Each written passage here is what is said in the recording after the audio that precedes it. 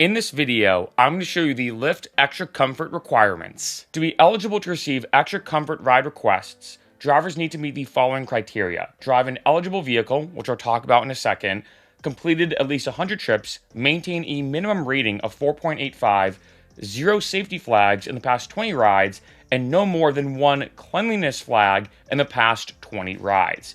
Now, in terms of eligible vehicles, you can see right here, this is the main list. I'm just going to kind of scroll through this fairly slow, but also just to show you, it is interesting, as I'm kind of scrolling through this, that this just came out around the holidays of 2023, at least at the exact time of this video, around Thanksgiving time. Kind of interesting. I still don't get, I'm not going to lie, the hype around comfort rides, to be honest. I'm going to talk about that in a second. I do want to show you the requirements first. But yeah, I've never really seen the hype, but I guess some people do love it, right? And of course, it's a way for you to make more money because remember, extra comfort rides do pay a lot more than regular rides. Now, you may be wondering, okay, that makes sense, but how do I get the rides? As you can see here, if you are eligible for extra comfort, you will see extra comfort added to your list of ride types. If you start driving a vehicle that does qualify for the extra comfort requirements after September 18th, 2023 or October 18th, 2023, Lyft will automatically update your eligibility at that time. And so based off eligibility, you'll be able to toggle between various preferences, standard plus extra comfort eligible, all ride types. So remember, that doesn't mean you're only going to do extra comfort rides. You can do the normal rides plus extra comfort. And of course, let's say if you have a vehicle that qualifies for, the XL rides, for example, you can do normal and XL and extra comfort. Same thing with black, same thing with the black SUV. With that all being said, what exactly is extra comfort? I'm going to show you this here. This is pretty much the quick kind of Spark Notes version of it. And that is this. 3 main things. 1, the rider can request a warm or cool temperature.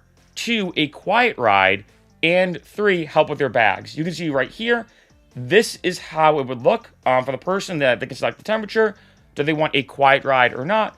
And do they need help with luggage? Now, like I said, this is a new feature they just rolled out. Being honest, I think it's them trying to compete with Uber. I gotta be honest, I just don't get the hype of comfort rides. I mean, I know Uber did this, and Lyft's kind of like following suit. So obviously, they've done a bunch of market testing, and I bet that if Uber released comfort rides and they're keeping it, there's probably a lot of people ordering it.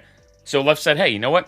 It's a good idea. People are really liking it. Let's go with the same exact option as well. And I will say, for all my drivers out there, of course, you do make more money doing extra comfort rides than normal rides. So I say, hey, why not? If you're eligible and it pops up and you do those rides, you're going to make more money. At least for me, when I was driving, it's very standard for someone to get in the car and you're like, hey, is the temperature comfortable for you? Do you want me to turn it up or turn it down? In addition, there were times I was driving where I'd be like, hey, how's your day going so far? And stuff like that. And someone would be like, hey, just letting you know, I have a bunch of emails to answer. Unfortunately, I can't be too talkative. Or someone would say, hey, I've had a long day, and I don't mean to be rude, but is there any way we could just kind of have a more quiet ride? And I'm like, oh yeah, no problem. I completely understand.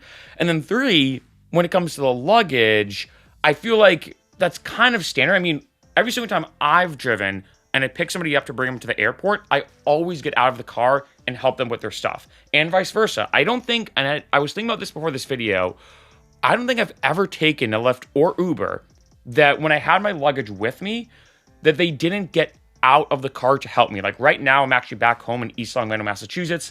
Hence kind of the unique scenery. I, of course, took a Lyft to the airport and I took an Uber from the airport where I landed back to East Long Meadow. One of those rides, even the driver asked me like, hey, is this temperature comfortable for you? Like, are you okay? Do you want me to turn it up or turn it down, right?